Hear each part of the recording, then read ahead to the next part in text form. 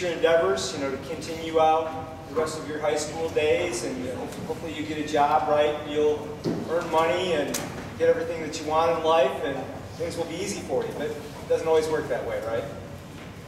So next up, we've got somebody that's going to close us out with a speaking engagement. I'll let Jonah talk more about that. Okay. As most of you have heard, I've been talking about Zach. He's one of the leaders here now who is, or is, yeah, I want to do it again, is a Eagle Scout here in our troop. And everybody who's been in a Boy Scout troop always has the experience to tell, good or bad, big trip or, well, no trip. Either way, you've always got an experience to explain, to tell. And it's always the better side that gets the Eagle Scout. So Zach, can we get you up here to tell your Eagle story?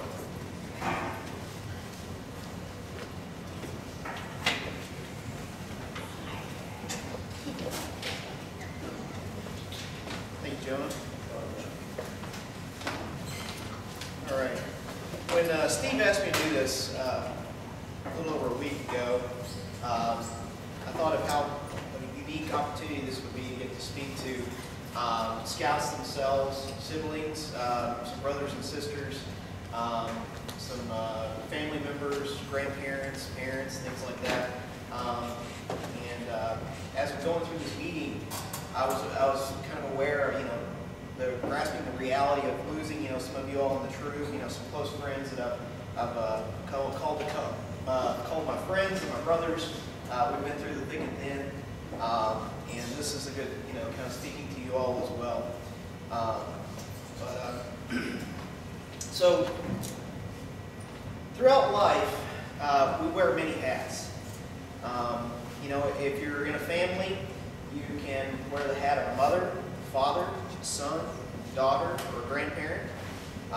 In your profession or your job, you wear the hat of either white collar, blue collar, firefighter, nurse, your owner, or retired. Throughout school, when you're in school, you can be in middle school, high school, you can be a freshman or a senior or sophomore. You can be considered a jock or a nerd or whatever. And so as far as a socioeconomic status, which means how much money you make or what class you fit in, whether you're lower class, middle class, a citizen, immigrant, criminal or an outlaw, or your in-laws. I don't know if I want to go there, but the real question is, do any of these hats that we wear throughout life, are they what make us who we are? And so my strive in telling you my story, the question is, what makes us who we are? I grew up on a farm here in Garrett County, down by the river. We raised tobacco, cattle. I was a little bit socially awkward. I didn't have a lot of friends growing up. Mostly my cousins is the only people that I really got to hang out with. My cousin Brandon, which is not here, but his dad was a leader, and Brandon was a Cub Scout. He was a younger cousin of mine, but I had no knowledge about scouting or anything like that. He invited me along, and my uncle, him being the leader, I felt pretty safe in going. So they invited me along, and I went through the ranks of Cub Scouting. I started as a Bobcat, Tiger Cub, Wolf, Bear, Webelow, first and second year. And there in Cub Scouting, we did the traditional stuff. Those of you who've been through Cub Scouting, we played games, we did crafts, sold popcorn. We had very few outings and minimal camping experiences. So for me, growing up on a farm, it wasn't quite, the exciting experience that I was kind of striving for, or looking for. It was nice to kind of get to know boys, get out of my, know other boys that were my age and things like that outside of school. Play games and stuff like that. That was nice. But to me, it was kind of boring, for what I was looking for. I attained some values from Cub Scouting. I became a little bit more social. I came out of my shell a little bit more. Made it easier to make friends. My neighbor that moved in right across the road, his name was Chris. I got him joined in with me. Some of you have met Chris Bryant. He's done some of the border reviews and things like that. and then I got my arrow of light about age 10, somewhere in there. And I was told that I could go on to Boy Scouting ahead of everybody else. So I was a little nervous about that, but my parents kind of pushed me on along, encouraged me, try it out, at least see what you like, see if you like it or not. So I did. And so they had what's called the crossover ceremony for me at one of the Cub Scout meetings. Steve rolls in through the door with his cronies, with the Boy Scouts that were much bigger, much older than myself. He had his whole Indian outfit. I don't know if y'all seen this, if they had the pleasure of seeing this. He has this whole Indian dress outfit. Comes in here. He's got these Boy Scouts in this uniform, you know, the Cub Scout uniform where they're in the blue. They're much older, much bigger, looked different, a lot cooler. Made me very nervous, so it was a little intimidating. And I was kind of thinking, what did I get myself into here? I don't know if I want to do this or not. But one of my first experiences in Boy Scouting was meeting the boys in a meeting. It was intimidating, I was nervous, so my response to that was to laugh a lot. That was my response to being nervous, is I laughed and I smiled a lot, did I not? So, Hasn't changed. and there was one, what's that? Right. I remember Mark, Lincoln, and Joey. Yeah. Michael Naylor, one, he called me Slick the first day. I thought I'd already had that nickname, and I was like, oh no, I don't know if I want to stick with that. But that name, you know, them giving me that nickname made me feel like a part of them. You know, it made me feel a little like I belonged there, like they accepted me. So that kind of took a little off the edge. But there was another boy named Jacob. He was about my age. He was 1 year older than me. He had already been in scouting a little bit. Did he cross over with me though? I don't remember. I think it was right about the same time. About the same time. But we hung in there together. I mean, every outing we went on, we were 10 partners and things like that. We're the same age, so we went through the ranks together. And that's very nice, having somebody that's going through the same thing you are, same age and all of that. But one of the first few campouts, all right, I'm just going to be talking about some of my experiences here.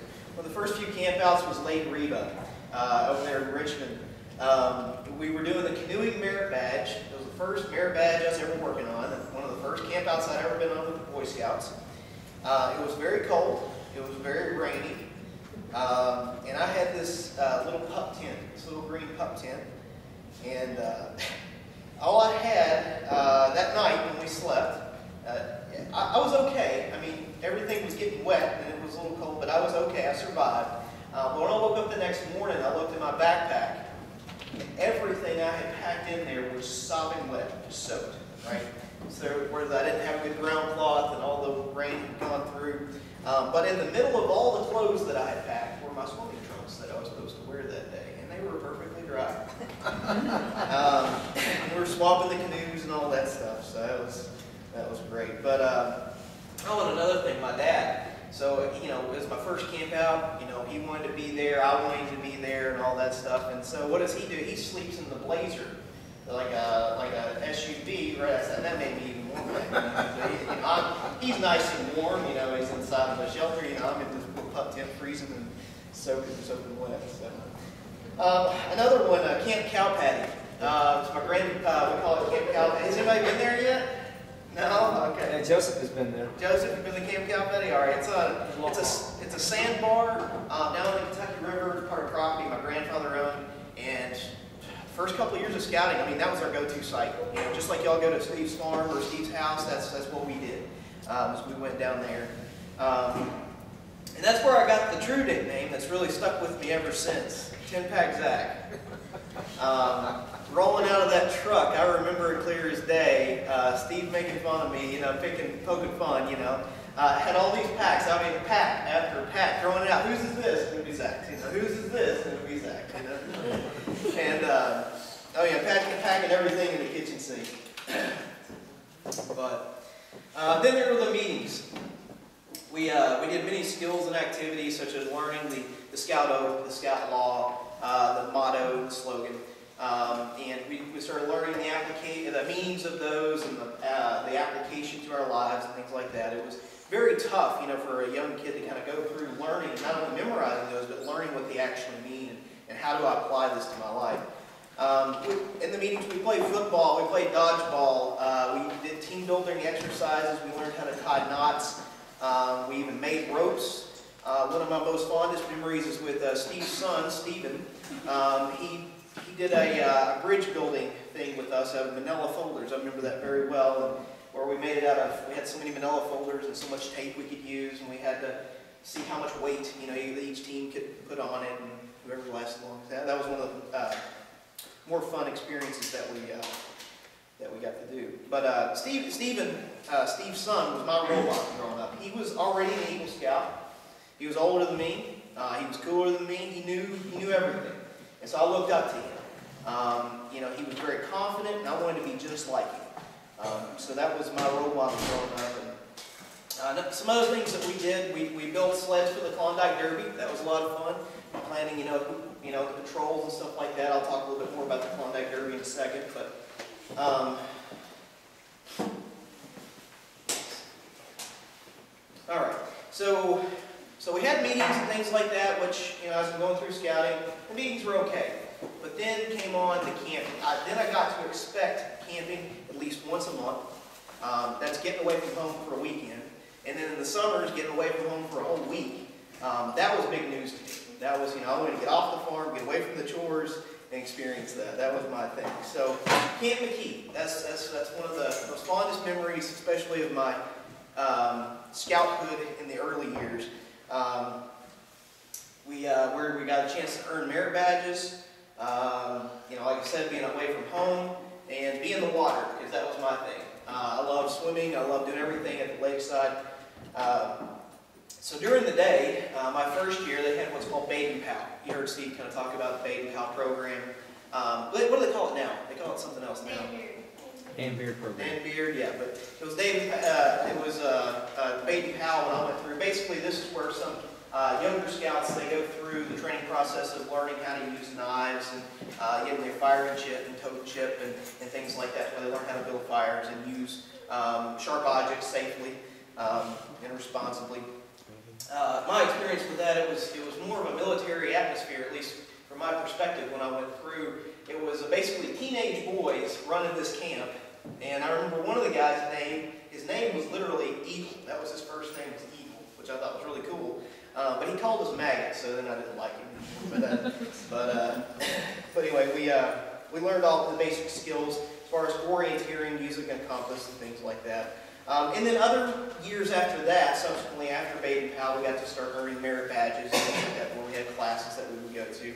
The afternoon activities at Camp McKee consisted of relay races, free swim, which was one of my favorites, the occasional pranking that took place. And then in the evenings, we had bonfires, Word of the Arrow inductions, skits like you just seen with the holy water, right? Although that probably actually happened in some campsites, I don't know. At nighttime, most scouts I would say that then half the occasions would get homesick, especially midway through the week. Start, missing home, your night, you have time to stop and you think about, you're missing your mom, your dad, things like that. Me and Jacob, not so much, right? We couldn't sleep. I mean, I don't care how long we had been at camp. We were up all night talking, and Steve would actually get up and he would threaten to take us home, much less we wanted to go home. He would threaten to take us home. I remember Jacob fishing at 2 o'clock in the morning. I went to go fishing. He was wanting to get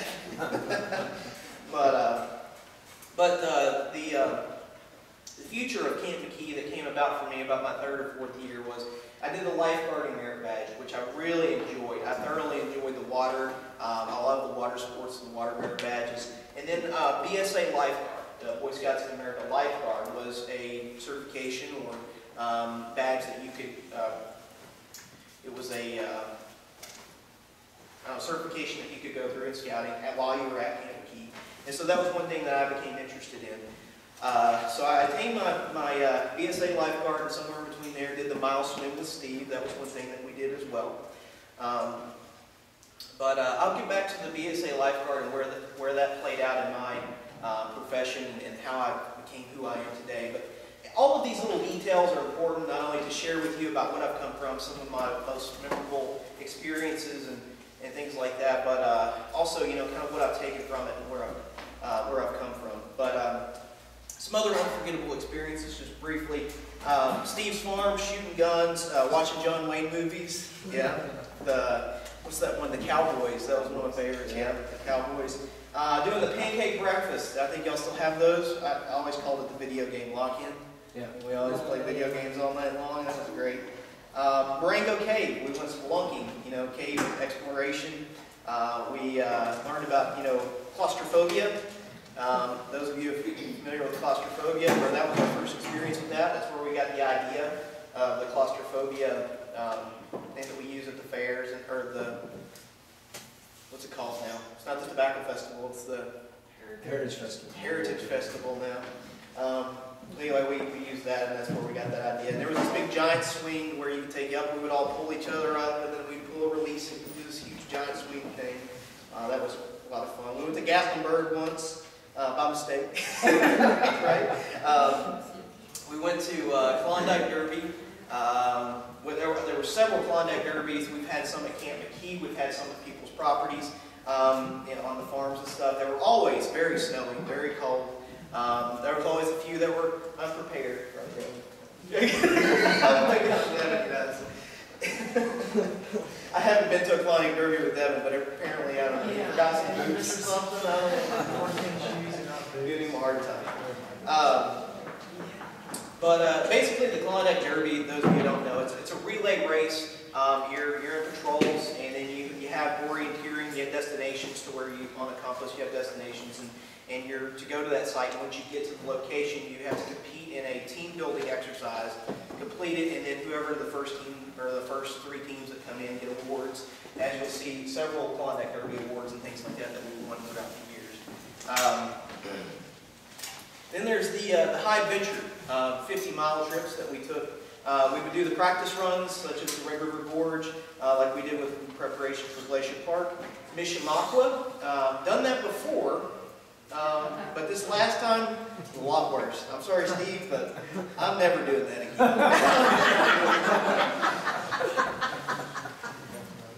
But and then we did the Kentucky River, which we did a 50-miler at Kentucky River. That was my first 50-mile experience.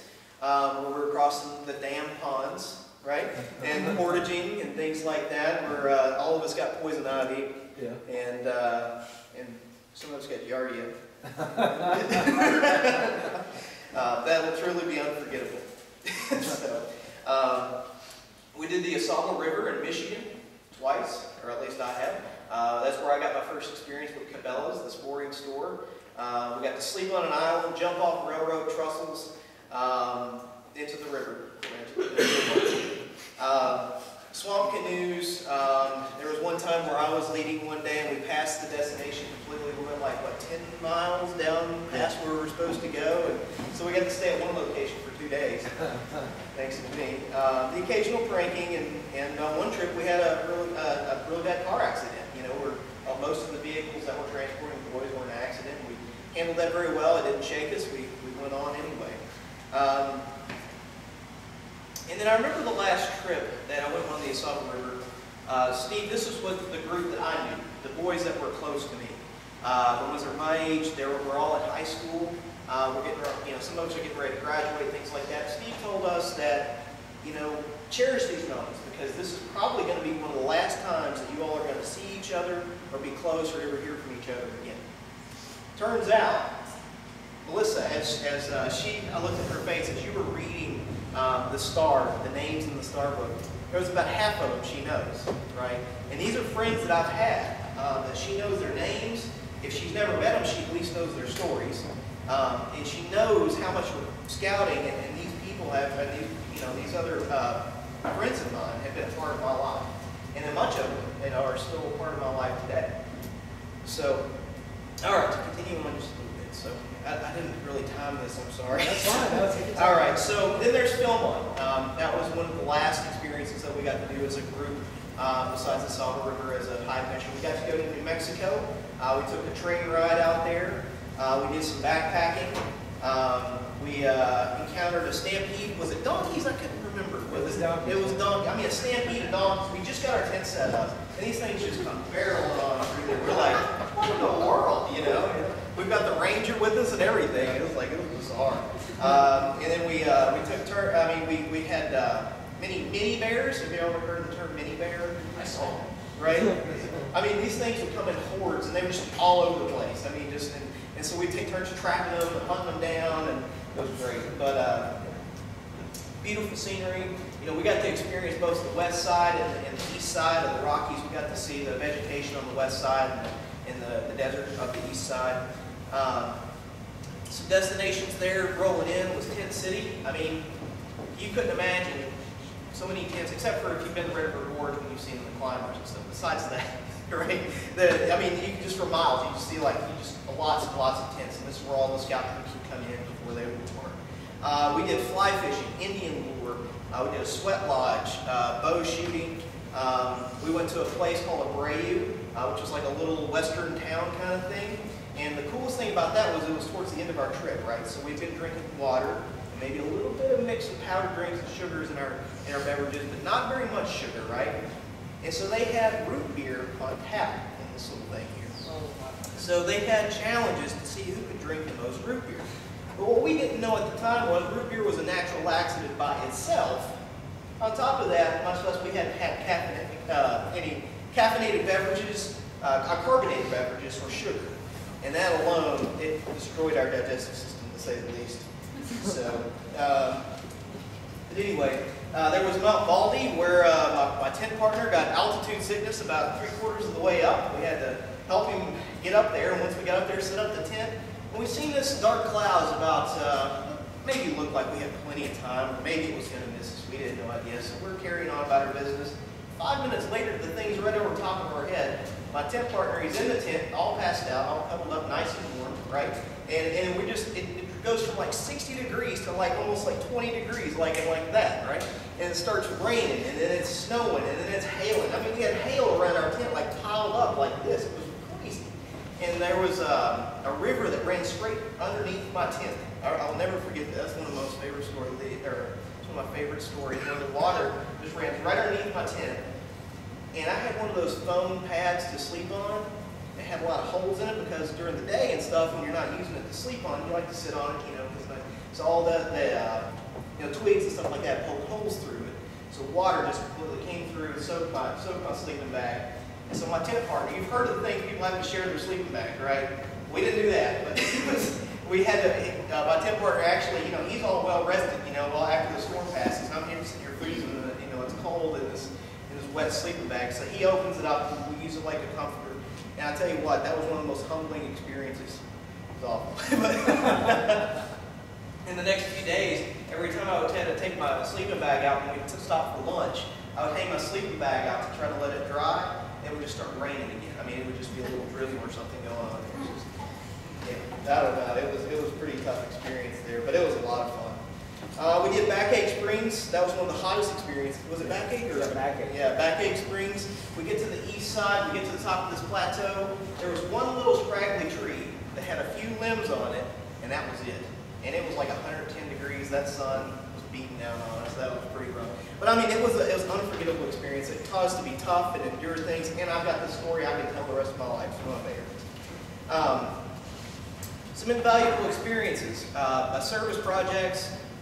You know, serving the community, earning merit badges where we learn about knowledge and skills, application of the Scout Oath and law, motto and slogan. And just on the way here today, I was talking to my wife about what it means to be a Boy Scout and what values have I taken from this that I apply to my daily life. And as you see the points of the Scout law here, you know, not only what they are, but how I can apply it to my life and how they've made me who I am today.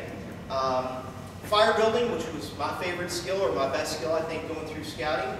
And then most importantly today, and what I use in my job right now, is leadership. So in scouting, I worked through the ranks, all the way from Boy Scout to Eagle, taking leadership roles, and serving as a assistant patrol leader, assistant senior patrol leader, and chaplain. And this is where I gained most of my leadership skills and responsibilities, and learn most of my most valuable life lessons. So where scouting has taken me. So I told you about the BSA lifeguard. that I achieved that I got when I was at Camp McKee. So at age 15, I started working as a lifeguard at the Kentucky School for the Deaf. And then I went on, I worked in the fast food industry at Sonic when I was 16. 17, went to work for Steve at Valvoline Instant Oil Change, and also worked at Center College as a lifeguard as well. And then my last job, prior to working as a student in the career career pathway that I'm in now, I worked at the Wellness Center in Danville as a lifeguard, to where I was a swim instructor. I did child care on Saturdays and things like that. But that one lifeguarding experience that I got from Camp McKee as a BSA lifeguard led me into some, some work as a high school student and as a college student. Then I got into respiratory therapy, the program at Bluegrass Community Technical College. I started halfway through that program. I started working as a student at St. Joseph, and then I worked as a student at the University of Kentucky. Once I graduated, I worked at the University of Kentucky Hospital as a registered respiratory therapist, where I worked with adults for 2 years. I did floor care, ICU, emergency department. And then the last year and a half, almost 2 years of my working career as a respiratory therapist, I worked in the Children's Hospital, where I worked on the floor in the pediatric ICU, the neonatal ICU. I started teaching clinicals and things like that because the program that I went to school with, they were looking for clinical instructors to kind of teach the students that were going through as well and give them that experience in the hospital setting. And it's also where I got to meet my beautiful wife. I was in the Children's Hospital. She's a nurse at the Children's Hospital, and those experiences through working as a clinical instructor then landed me my job, and now currently working for the college that I graduated from through respiratory therapy. So I teach for them now full time, and I'm learning more and more through self-evaluation that the skills that I need to teach and to relate to the students and to bring them on along are a lot of the skills that I learned through being in leadership positions in Scouting. Let's see. So by going to this new job that I have currently, I was able to get back in Scouting because of the day shift position. I was working nights when I was a respiratory therapist, and so because I had a regular schedule now, I was able to come back into Scouting. This was something I really wanted to do. It wasn't something that Steve prompted me to do or asked me to do because there was a need I wanted to, because of the experiences that I've had. I've done a few things, few outings. We did some of the practice runs and things like that. And then we got to go to Glacier Park. And that was one of the selling things, that really just kind of threw me into it was, I'd already been to Glacier Park before. This is something I really wanted to do again. And getting to the experience that with you all is one of the most memorable things I've ever gotten to do. And so here I am now. So as you can see, Scouting has played a major role in each and every one of these life experiences. I've been a lifeguard. It's given me the work ethic and drive, and it's given me dependability and hireability, I don't know. Maybe more selective to jobs and things like that by having the Eagle Scout rank, because they know what it means to go through the Eagle Scout rank and what it means to be an Eagle Scout, what it takes to get there. Let's see. So, some hats that I've worn. I've been a son, I've been a farm boy, I've been a student, I've been a Boy Scout, I've been a football player, I've been a fast food cook, I've been a technician, I've been a lifeguard, a respiratory student or technician, a respiratory therapist, a teacher, a husband, maybe in the future, a father someday. But the hat that I'm most proud to wear, I would say, is my Eagle Scout ring, because I can carry it with me. It's taken me many places throughout my career, and the things that I've learned in Scouting is just priceless. But are any of these hats that I've worn make me who I am? Anybody say yes? Yeah. Okay. I say no. I say it's the experiences that I've had that has made me who I am. Without these unique experiences and support from my parents, my family, my friends, Scout leaders, especially Steve, and my fellow peers in Scouting, I would not be the person that I am today. So in closing, I want to ask each and every one of you to do something for me tonight. Just do one thing. Think of the lives that you impact on a daily basis. Think of the individuals that have impacted your life. And think of how if maybe only one person or one experience that's played a major role in your life had not been there, who would you be today? So please make sure that you're making a positive difference in people's lives.